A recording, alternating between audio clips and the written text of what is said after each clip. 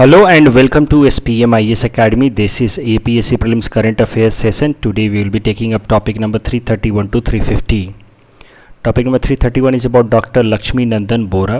ये साल न्यूज़ में थे because he recently passed away due to COVID complications.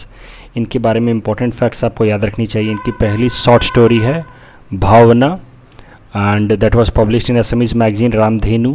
First book Drishti Rupa and first novel Ganga Silonir Pakhi. He was awarded with Sahitya Academy Award in 1988 and Padam Shri Award in 2015. Saraswati सम्मान award भी उनको मिल चुका है और Assam valley literary award भी मिल चुका है इनको. ये दोनों इतना इम्पोर्टेंट नहीं है, लेकिन साहित्य अकेडमी और पद्म श्री तो याद रखना ही है आपको. उसके अलावा डॉक्टर लक्ष्मी नंदन बोरा जी से जुड़ी हुई एक और इम्पॉर्टेंट बात आपको याद रखनी है कि he was editor of Gariyasi magazine. ठीक है जी. और ये एक Assamese language monthly literary magazine है जिसको स्टार्ट किया था चंद्र प्रसाद सैकिया जी ने, और जब तक इनकी डेथ हुई तब तक ये इस मैगजीन के एडिटर थे. और इनके डेथ के बाद डॉक्टर ध्रुव ज्योति बोरा ने इनको रिप्लेस किया एज एडिटर ऑफ कैरियोखी. तो ध्रुव ज्योति बोरा जी के बारे में भी समझ लो. He was former president of Assam Sahitya Sabha in 2015 and 18. इनकी कई सारी किताबें हैं, अब सब तो याद नहीं कर सकते, याद रखना. लेकिन कथा रत्नाकर के लिए ध्रुव ज्योति बोरा जी को साहित्य अकादमी अवार्ड मिला था. उसके अलावा इन्होंने 2017 में एक बुक लिखी थी द स्लीप वॉकर्स ड्रीम, और इस स्लीप वॉकर ड्रीम्स को इन्होंने अंग्रेजी में लिखा था. So this is his first book in English published in 2017 that was on Assam insurgency. तो जो बातें आपको याद रखनी है, doctor Lakshmi Nandan Bora recently passed away due to Covid complications. पहली short story Bhabana published in Assam magazine Ramdhenu, first book Drishti Rupa, first novel Ganga Silonir Pakhi, Sahitya Academy Award in 1988, Padam Shri in 2015. At the time of death was editor of Gariyokhi, which is an Assamese language monthly literary magazine. Gariyokhi के पहले editor थे चंद्र प्रसाद सैकिया जी. अभी नए editor हैं doctor Dhruv Jyoti Bora. He was president of Assam साहित्य सभा 15 and 18 में. साहित्य अकादमी अवार्ड फॉर नोवेल कथा Ratnakar and first book in English the sleep walkers dream that is on Assam insurgency. चलिए इस वीडियो को पॉज कीजिए, क्वेश्चन को अटेम्प्ट कीजिए, फिर आगे चलिए. Topic number 332 is about operation Sagar Aaraksha 2. इतना इम्पॉर्टेंट नहीं है बट फिर भी मैंने कवर कर लिया, क्या पता पूछ ले एपीएससी.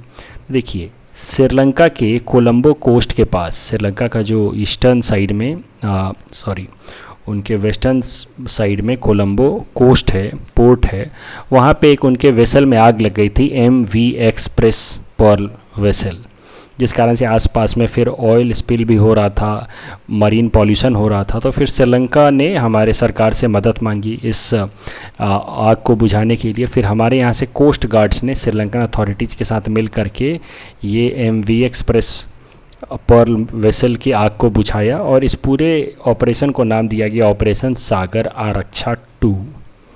तो हम जा कर के श्रीलंका की रक्षा करके आए, सागर आरक्षा 2. सो चलिए इस वीडियो को पॉज कीजिए, इस क्वेश्चन को अटेम्प्ट कीजिए, फिर आगे चलिए. Topic number 333 is about Hindustan paper corporation के जो 2 मिल शट डाउन हुए हैं उसके बारे में. तो इंसॉल्वेंसी बैंकरप्सी कोड 2016 के अंतर्गत नेशनल कंपनी लॉ ट्रिब्यूनल ने फैसला सुनाया कि ये दोनों जो मिल हैं, जो लॉस मेकिंग मिल हैं हिंदुस्तान पेपर कॉरपोरेशन के, Nagaon mill at Jagi road and Cachar paper mill at Panchgram near Silchar, इनको बंद कर दिया जाए. उसके अलावा अगर पेपर इंडस्ट्री से रिलेटेड आपको बात याद रखनी कि Maharashtra is the largest producer of paper in our country. तो क्या न्यूज़ में याद रखना है, NCLT ने ऑर्डर किया है नेशनल कंपनी लॉ ट्रिब्यूनल. अगर कंपनी की बात होती है तो इंसॉल्वेंसी बैंकरप्सी कोड में NCLT में ही मामला जाता है. तो ordered liquidation of this 2 mills, Nagaon paper mill at Jagi road and Cachar paper mill at Panchgram near Silchar being shut under insolvency and bankruptcy code 2016. Maharashtra is the largest producer of paper in India. Video को pause कीजिए, question को attempt कीजिए, फिर आगे चलिए. Topic number 334 it's about global minimum corporate tax. तो देखिए इस साल 47th मीट हुई थी G7 कंट्रीज़ की, that was held at Cornwall in UK. और इसमें G7 कंट्रीज़ तो ये आपको पता ही है, Germany, UK, France, Canada, Japan, Italy, USA तो मैं पहले भी करा चुका हूँ। उसमें अगर रसिया को जोड़ दिया जाए तो G8 और उसमें बाकी इन कंट्रीज़ को जोड़ दिया जाए तो G20, जिसमें इंडिया भी है, तो India is part of G20। तो G7 की मीट हुई थी, लेकिन उसमें ऑस्ट्रेलिया, इंडिया, साउथ अफ्रीका और साउथ कोरिया को बुलाया गया as guest country in this G7 meet.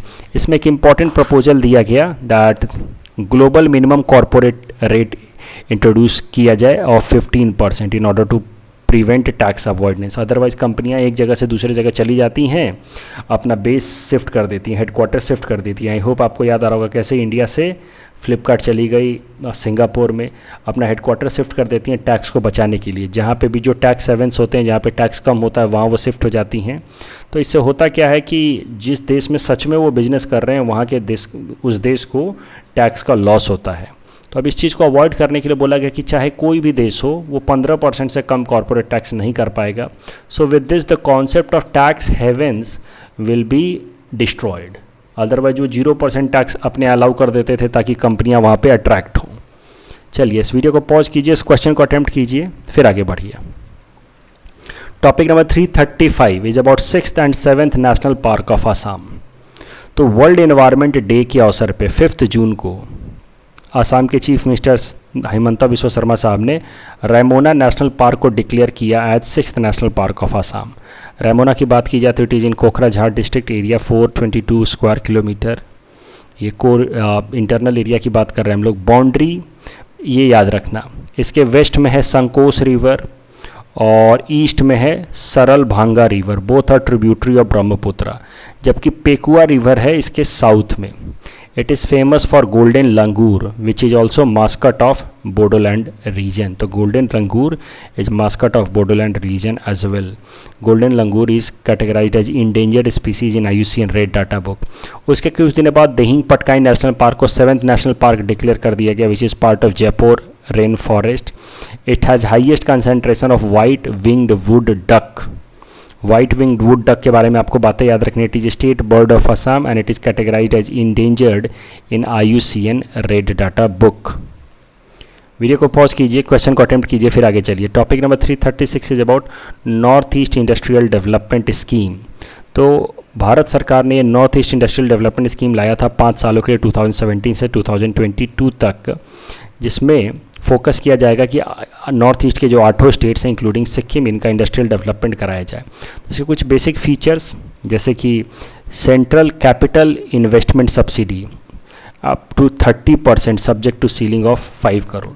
तो कैपिटल सब्सिडी आई होप आप समझते होंगे। मान लीजिए कि 50 करोड़ का कोई कंपनी लगाना है, तो उसमें कुछ स्टार्टिंग में सरकार जो मदद कर देती है उसको कहते हैं कैपिटल सब्सिडी। तो 30% तक कैपिटल सब्सिडी दिया जाएगा। मान लीजिए 10 करोड़ का कंपनी है तो 30% के हिसाब से 3 करोड़ तक कैपिटल सब्सिडी दिया जाएगा with a ceiling limit of 5 crore. मतलब अगर 20 करोड़ की कंपनी है तो उसका 30% तो 6 करोड़ हो जाता है। तो 6 करोड़ ना दे करके 5 ही करोड़ देंगे। उसके अलावा reimbursement of 100% insurance premium for first 5 years. तो स्टार्टिंग के 5 साल तक जिन ये कंपनियाँ जब इंश्योरेंस लेंगी, हर कंपनी को इंश्योरेंस भी लेना पड़ता है स्टार्टिंग में, स्टार्टिंग के हर वक्त इंश्योरेंस रखना पड़ता है, तो स्टार्टिंग के 5 साल का इंश्योरेंस प्रीमियम इनका माफ़ हो जाएगा। उसके अलावा central interest incentive on working capital of 3% for a period of 5 year.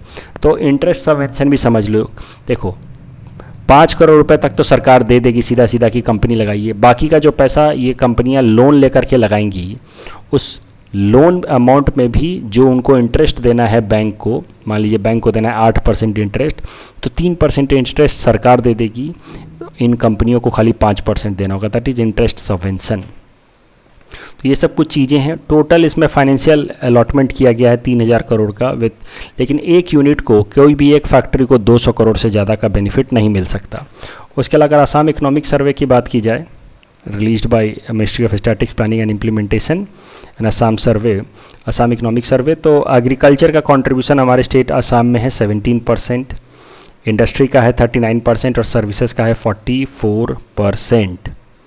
Video को पॉज कीजिए, क्वेश्चन को अटेम्प्ट कीजिए, फिर आगे चलिए। Topic number 337 state of power sector in Assam. तो देखो पावर सेक्टर इस साल काफ़ी न्यूज़ में था। आपको पता है कि हिमंता बिस्वा शर्मा साहब जब चीफ मिनिस्टर बने उसके बाद उन्होंने पावर सेक्टर को रिवाइव करने पे बहुत ध्यान दिया। तो इंक्वायरी की गई तो पता चला कि 2-2 हज़ार करोड़ के लॉस में चल रहा है हमारे यहाँ का power discom company, distribution company APDCL। तो उन लोगों के टॉप मोस्ट एग्जीक्यूटिव्स को अरेस्ट वगैरह किया गया करप्शन के केसेस में। तो पावर सेक्टर काफ़ी न्यूज़ में था। तो पावर सेक्टर कई सारे प्रॉब्लम्स फेस कर रहा है हमारे स्टेट में। एक तो प्रॉब्लम है कि ह्यूज ट्रांसमिशन लॉसेस। तो ट्रांसमिशन लॉसेस क्यों होते हैं वो भी ज़रा समझो। ये हाई ट्रांसमिशन लाइन जहाँ पे 400 किलोवाट का बिजली ट्रांसफ़र किया जाता है उसकी लेंथ कम है, जबकि लो ट्रांसमिशन लाइन जहाँ पे 13 किलोवाट या फिर 13 किलोवाट या 240 वाट का इलेक्ट्रिसिटी ट्रांसफ़र किया जाता है उसकी लेंथ ज़्यादा है। तो नियम क्या है ज़रा वो समझो। आइडियली कैसा होना चाहिए कि लो ट्रांसमिशन और हाई ट्रांसमिशन का रेशियो होना चाहिए 1:1.2। मतलब हाई ट्रांसमिशन लाइन 1.2 किलोमीटर हो तो लो ट्रांसमिशन बस 1 किलोमीटर हो, क्योंकि लो ट्रांसमिशन वाले लाइन से पावर ट्रांसमिशन लॉस ज़्यादा होता है, ट्रांसमिशन लॉस ज़्यादा, क्योंकि तारें पतली होती हैं ना, यहाँ पे तारें मोटी होती हैं तो ट्रांसमिशन लॉस कम होता है। तो आइडियली ये होना चाहिए। कंट्री में हमारे ऑन एन एवरेज अगर 1 किलोमीटर है हाई ट्रांसमिशन तो 3 किलोमीटर है लो ट्रांसमिशन। आसाम में तो और भी ज़्यादा है। अगर 1 किलोमीटर है हाई ट्रांसमिशन, तो 4 किलोमीटर है लो ट्रांसमिशन। इस कारण से ट्रांसमिशन लॉस बहुत ज़्यादा होता है, 22% तक। तो मतलब प्रॉब्लम्स फेस कर रहा है हमारा आसाम का पावर सेक्टर। पावर थेफ्ट का प्रॉब्लम है, ट्रांसमिशन लॉसेस का प्रॉब्लम है। तो इन सब चीज़ों से उभारने के लिए, तमाम लॉसेस से उभारने के लिए एक सरकार स्कीम लेकर के आई थी, उदय स्कीम। अब ये उदय स्कीम सिर्फ आसाम के लिए नहीं लाया गया था, भारत सरकार लेकर के आई थी उदय स्कीम 2015 में। वो तमाम जो डिस्ट्रीब्यूशन कंपनी है, पावर डिस्ट्रीब्यूशन कंपनी अलग अलग स्टेट्स में जो लॉस में चल रही हैं उनके लिए लाई थी उदय स्कीम, जिसमें भारत सरकार ने कहा था कि जो भी स्टेट की डिस्कॉम, जैसे कि हमारे स्टेट में APDCL है, जो भी स्टेट की डिस्कॉम लॉस में चल रही हैं उसका 75% तक जो लॉस है वो स्टेट गवर्नमेंट टेकअप कर लेगी, टेक ओवर कर लेगी। उसके अलावा उदय स्कीम में फोकस किया जा रहा था कि ट्रांसमिशन लॉसेस को कम किया जाए, कॉमर्शियल लॉसेस को कम किया जाए और रिन्यूएबल एनर्जी को प्रमोट किया जाए अंडर उदय स्कीम। उसके अलावा एक और नई चीज़ इलेक्ट्रिसिटी से रिलेटेड लाई गई है, वो है electricity rights of consumer rules. इसमें कंज्यूमर्स के, देखिए पावर मिनिस्टर RK सिंह ने अनाउंस किया था, तो एज ए कस्टमर हमारे क्या क्या अधिकार हैं इलेक्ट्रिसिटी को लेकर के वो सब अनाउंस किया गया under this electricity rights of consumer rules 2020। कई सारे अधिकार बताए गए, जैसे हमारे कंसिस्टेंट इलेक्ट्रिसिटी सप्लाई का अधिकार है, अगर मीटर ख़राब हो जाता है तो टाइम बाउंड फैशन में मीटर को बदलने का अधिकार है। ये सब चीज़ याद नहीं करना है। स्मार्ट मीटर सबके घर में लगना चाहिए। तो smart meter programme has been launched इस अंडर दिस स्मार्ट मीटर सबके घर में लगेगा। This has been implemented by, this smart meter scheme is implemented by energy efficiency service limited. ये तो आपके घर में भी अब लगा होगा, आपने देख रखा होगा। इसमें प्रीपेड अमाउंट होता है, पहले रिचार्ज कीजिए फिर यूज कीजिए। तो ये सब स्मार्ट मीटर, और अगर स्मार्ट मीटर जल जाता है तो टाइम बाउंड फैशन में इसको चेंज कराना है। बिलिंग सर्विसेज ऑनलाइन होंगी। रिलायबिलिटी ऑफ सप्लाई 24/7 आपको बिजली मिलनी चाहिए, अगर नहीं मिलती है तो you are eligible for compensation. इस तरह की बातें भी बोली गई हैं। उसके अलावा एक और कॉन्सेप्ट दिया गया है प्रोज्यूमर का, कि आज अ कस्टमर, हम लोग तो कंज्यूम करते हैं ना इलेक्ट्रिसिटी, लेकिन हम अपने घरों के आसपास या अपने छतों पे इस तरह से रिन्यूएबल एनर्जी के सोर्सेज लगा सकते हैं। तो we become producer also at the same time we are consumer. तो इसको कहा गया है prosumer, who is producer plus consumer. तो प्रोज्यूमर क्या करेगा, वो अपने घर से इलेक्ट्रिसिटी बेचेगा भी और बाहर से इलेक्ट्रिसिटी खरीदेगा भी। और अगर दो अलग अलग मीटर लगाए जाएंगे तो उसको कहा जाएगा ग्रॉस मीटरिंग, कि यहाँ से ये इलेक्ट्रिसिटी बेचने के लिए और ये मीटर में इलेक्ट्रिसिटी खरीदने के लिए, तो इसको कहा जाएगा ग्रॉस मीटरिंग। लेकिन एक नया कॉन्सेप्ट लाया जा रहा है नेट मीटरिंग का, जिसमें एक ही मीटर होगा, जितना इलेक्ट्रिसिटी यहाँ से गया और जितना इलेक्ट्रिसिटी यहाँ से आया। मान लो 20 यूनिट हमने लिया और 5 यूनिट रिन्यूएबल एनर्जी का बेचा, तो टोटल ये नेट मीटरिंग में दिखा देगा कि 15 यूनिट हमारा बिल आता है। तो नेट मीटरिंग का कॉन्सेप्ट लाया गया है। इसके अलावा कई सारे स्टैंडर्ड परफॉर्मेंस बताए गए हैं। कंपनसेशन मैकेनिज्म दिया गया है। 24/7 कॉल कंज्यूमर सर्विसेज की बातें की गई हैं। तो बातें जो याद रखनी है, कई सारी बातें मैंने आपको बताई, लेकिन जो बातें याद रखनी है कि स्टेट ऑफ आसाम के अंदर पावर सेक्टर में प्रॉब्लम्स, पावर थेफ्ट का प्रॉब्लम है, लगभग 300 crore per month power theft से हमारा लॉस होता है। Low transmission into high transmission ratio 4:1 का प्रॉब्लम है। लो ट्रांसमिशन लाइन ज़्यादा लंबी है, इस कारण से 22% तक ट्रांसमिशन लॉस होता है। उदय स्कीम में बोला गया कि 75% of the discount debt should be taken up by the state government and there should be reduction in transmission loss.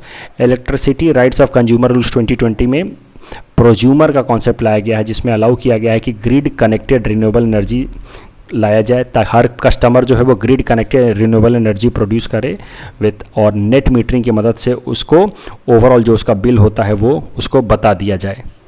Video को पॉज कीजिए, क्वेश्चन को अटेम्प्ट कीजिए, फिर आगे चलिए। Topic number 338 is about performance grading index. Performance grading index हर साल publish करती है एजुकेशन मिनिस्ट्री, जिसमें स्टेट्स का कैसा परफॉर्मेंस है स्कूल एजुकेशन को लेकर के वो बताया जाता है। इसमें हर स्टेट को 0 से 1000 के बीच में स्कोर दिया जाता है। तो रिसेंटली 3rd एडिशन पब्लिश किया है परफॉर्मेंस ग्रेडिंग इंडेक्स का एजुकेशन मिनिस्ट्री ने फॉर द ईयर 2019-20। उसमें पंजाब टॉप पे रहा है, 1000 में से उसका स्कोर रहा है 929, जबकि असम का स्कोर रहा है 738 and we have been at 6th number from the bottom. चलिए वीडियो को पॉज कीजिए, इस क्वेश्चन को अटेम्प्ट कीजिए, फिर आगे चलिए। Topic number 339 sea snot outbreak in Turkey. तो sea snot is nothing but algal bloom. Algal bloom I hope आपको याद आ रहा होगा, जब फाइटोप्लैंक्टन जो एक तरह के मरीन माइक्रो ऑर्गेनिक प्लांट्स होते हैं, फाइटोप्लैंक्टन्स एक्सेसिव अमाउंट में ग्रो करे तो उनको हम लोग कहते हैं algal bloom. Algal Bloom happens mainly because of global warming, क्योंकि उसके कारण टेम्परेचर बढ़ जाता है जो फाइटोप्लैंक्टन्स को सपोर्ट करता है, प्लस वाटर पॉल्यूशन, क्योंकि वाटर पॉल्यूशन से उनको न्यूट्रिएंट मिल जाता है जो फाइटोप्लैंक्टन्स की ग्रोथ में मदद करता है। हाल फिलहाल में आप देखिए ये जो सी ऑफ मरमरा है, ये जो टर्की है, टर्की कोस्ट का ये जो सी ऑफ मरमरा है, यहाँ पे ये सी स्नॉट आउटब्रेक या आप कह सकते हैं फाइटोप्लैंक्टन आउटब्रेक या एल्गल ब्लूम देखा गया था, जिस कारण से ये न्यूज़ में था। तो सी ऑफ मरमरा न्यूज़ में है तो याद कर लीजिए एक बार। मेडिटेरियन सी से फिर यहाँ पे है एजियन सी, एजियन सी से फिर है यहाँ पे डार्डेलिनिस स्ट्रेट। तो मेडिटेरियन एजियन और डी डार्डेलिनिस स्ट्रेट मैड, फिर है मरमरा, बोसोपोरस स्ट्रेट एंड ब्लैक सी। तो आपसे एक बार यूपीएससी में इस तरह का सवाल पूछा जा चुका है कि ब्लैक सी से अगर मेडिटेरियन सी जाना है तो बीच में कौन कौन सा आएगा, स्ट्रेट और सी आएगा। तो इस तरह के सवाल आपसे पूछे जा सकते हो, तो याद रखना। और जो सी स्नॉट आउटब्रेक हुआ था यहाँ पे हुआ था, टर्की कोस्ट के सी ऑफ मरमरा पे हुआ था। वीडियो को पॉज कीजिए, क्वेश्चन को अटेम्प्ट कीजिए, फिर आगे चलिए। Topic number 340 is Assam Ratna award. तो देखिए अभी तक असम रत्ना अवार्ड हर 3 साल में एक बार दिया जाता था to people of Assam for their significant contribution towards society, लेकिन अब हाल फिलहाल में असम सरकार ने फैसला लिया है कि हर साल असम रत्ना अवार्ड दिया जाएगा एक इंसान को for significant contribution to the society. उसके अलावा हर साल असम विभूषण दिया जाएगा 3 लोगों को, असम भूषण दिया जाएगा 5 लोगों को और असम श्री दिया जाएगा 10 लोगों को। और असम विभूषण, असम रत्न अवार्ड के लिए कैश होगा 5 लाख, असम विभूषण के लिए होगा 3 लाख, असम भूषण के लिए होगा 2 लाख और असम श्री के लिए होगा 1 लाख। उसके अलावा ये जो असम रत्न अवार्ड या असम विभूषण, भूषण और पद्मश्री अवार्ड के लिए जो विनर्स होंगे उनको अलग अलग बेनिफिट्स मिलेगा, जैसे medical treatment, free stay at Assam Bhawan, free travel on ASTC buses, all like that. Video को पॉज कीजिए, क्वेश्चन को अटेम्प्ट कीजिए, फिर आगे चलिए। Topic number 341 is about literary and sports pension. तो लिटरेरी पेंशन दिया जाएगा on birthday of doctor Homen Borgohain, that is on 7th दिसंबर। और स्पोर्ट्स पेंशन दिया जाएगा on birthday of Bhogeswar Baruah, that is on 3rd September. Bhogeshwar Baruah ji as a said born on 3rd September 1940। इनको gold medal मिला था in 800 metre running event of 1966 Asian Games. He became the first SMEs to win gold in international event. अच्छा, जब मैंने हिमा दास के बारे में बताया था और मैंने कहा था कि she is the first athlete from India to win gold, तो कई सारे बच्चों ने मुझे मैसेज किया कि सर भोगेश्वर बरुआ भी तो गोल्ड जीत चुके हैं। आपने पूरी बात सुनी नहीं। Hima Das is the first Indian athlete to win gold in a global track event. Global track event, she is a first Indian athlete to win gold in a global track event. तो track में दौड़ी global event, global मतलब वो international event था ना under 20 का। ये जो भोगेश्वर बरुआ जी का है दैट इज एशियन गेम्स, तो not a global event, it was an international event but not a global event. और 3rd सितंबर जो इनका बर्थडे है उसी दिन आसाम के अंदर अभिरुचि स्पोर्ट्स डे भी मनाया जाता है इनके बर्थडे को सेलिब्रेट करने के लिए। वीडियो को पॉज कीजिए, क्वेश्चन को अटेम्प्ट कीजिए, फिर आगे चलिए। Topic number 342 is about social welfare schemes. तो 3 इंपॉर्टेंट सोशल वेलफेयर स्कीम्स यहीं पे देख लेते हैं।